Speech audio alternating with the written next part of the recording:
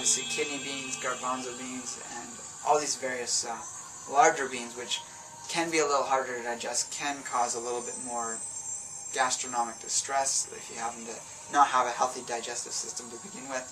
So that can really emphasize the point of taking digestive enzymes or probiotics, or both preferably, during this time of complete dietary changeover. Now I just want to mention, you definitely don't want to be doing sprouted soy or sprouted black beans, or even cooked versions of those, because these are very high estrogenic foods, and they have a number of very controversial properties to them that just aren't recommended by many of the leading healthcare practitioners. Now the other category is sprouted grains, and this again can be, if done properly, can be very delicious and very easy to do. So things I would recommend: if you don't happen to have a gluten intolerance, you could do sprouted wheat berries, sprouted amaranth, sprouted quinoa, sprouted wild rice, and this is more, not so much sprouted, but you just soak it for a couple days and keep changing the water, the soak water, and it eventually kind of just opens up. And if you ever cooked wild rice, you know it kind of has that popped open look where you see a bit of the lighter colored inside. It kind of does the same thing in the bowl, and you just test it depending on where it's coming from and how it's been treated. And actually some wild rice in the health food stores has been treated with high temperature, so it's no longer even raw. So if you can get truly raw wild rice, you can do the soaking, and it shouldn't take too long, 2 days max of soaking and switching the water. If it's taking longer than that, you probably do have stuff that's been treated with heat. Then of course there's also wild corn you can sprout, and you can grind that up and make tortillas with it. And there's barley, and then last but not least, buckwheat. Now I have to take that one aside and actually say this is not a grain. It's considered a grain in terms of, because it's got a very starchy sort of nutritional profile. However, botanically it's considered a fruit. And if you're concerned about some of the properties in grains and beans, and you don't really want to do these types of complex carbohydrates, and you want to do you want your low simple sugar diet to be composed of almost purely fats and proteins, you can add in the sprouted buckwheat, because it's so easily digestible.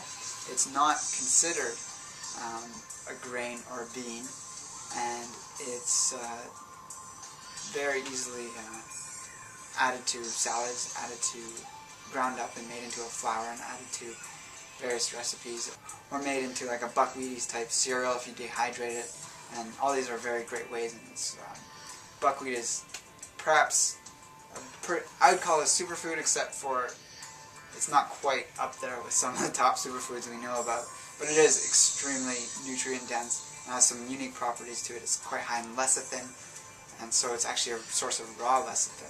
So obviously a concern people have with complex carbohydrates that are sprouted is gastronomic distress, which we can call farting, and this shouldn't be a problem unless you have the proper digestive health going on. If you don't have the proper digestive health, you're going to have that problem of flatulence, but you're going to also have that same problem from eating nuts, seeds, or any other food for that matter. If you don't have the, if you just transition to raw food, you're also not going to have the strong peristalsis in the gut. Raw food is almost like bodybuilding or muscle building for the internal organs. Your digestive system has to work a little harder to move things along, and that's actually good for it. So by giving it time for your body to adjust to a raw food lifestyle, you're going to find that flatulence diminishes. And if you do have sprouted beans or grains in your diet, you can take them with enzyme supplements to help that issue, or really load up on the cultured vegetables and the probiotics to really restore the health of your gut flora. And the only sweeteners that I would say are allowed on a no simple sugar diet is stevia and xylitol. Some people will say you shouldn't even touch the xylitol. However, I classify it as like a complex carbohydrate in terms of how how much it boosts your blood sugar. It's really not. I mean, Gabriel Cousens advocates it for people on the phase 1 diet, which diabetics actually go on. So really, it's not causing any problems in terms of sending blood sugar out of whack. And people can get too bored with just stevia because it's got a strange type of sweetness. It's really a back of the throat type sweetness. It doesn't quite meet the same emotional needs of a whole mouth type sweetness that you get from fruit or honey or agave nectar. And adding some xylitol in there provides with a different type of sweetness, and you can sort of switch between the two or use them in combination if you're putting them in smoothies, superfood smoothie. And yeah, it's just good to have those options available. One thing I'd say about xylitol is make sure it's from an organic plant source. Some of the best xylitol that I'm aware of is from birch.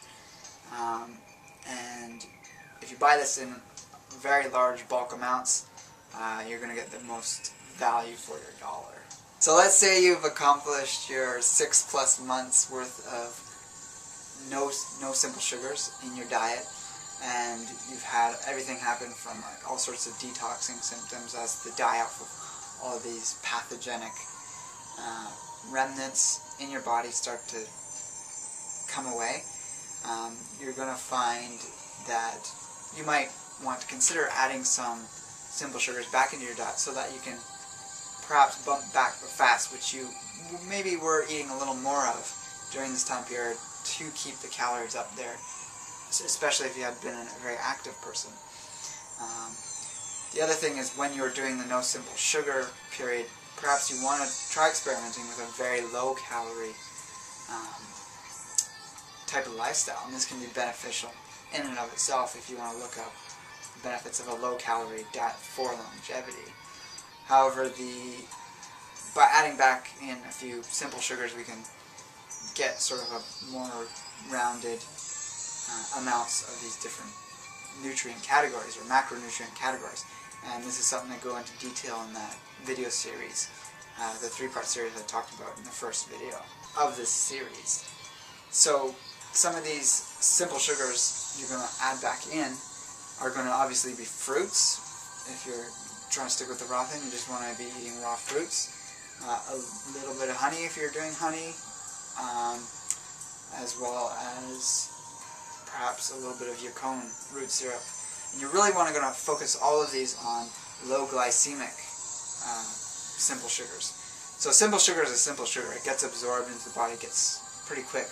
However, if it's a low-glycemic simple sugar, it's going to be better than coming off of a no simple sugar diet and suddenly jacking your blood sugar right up there and just perhaps causing those problems that you worked so hard to get rid of to flare up again. So the fruits you want to consume are going to be berries, various berries, apples, specifically green apples are low glycemic, pears, and you can do more research as to what is a low glycemic fruit. Some citrus are low glycemic. You want to stay away from obviously the grapes, the bananas, the dates, and you know the story. The ones that people gravitate to most because they give them that jolting high. Also the mango.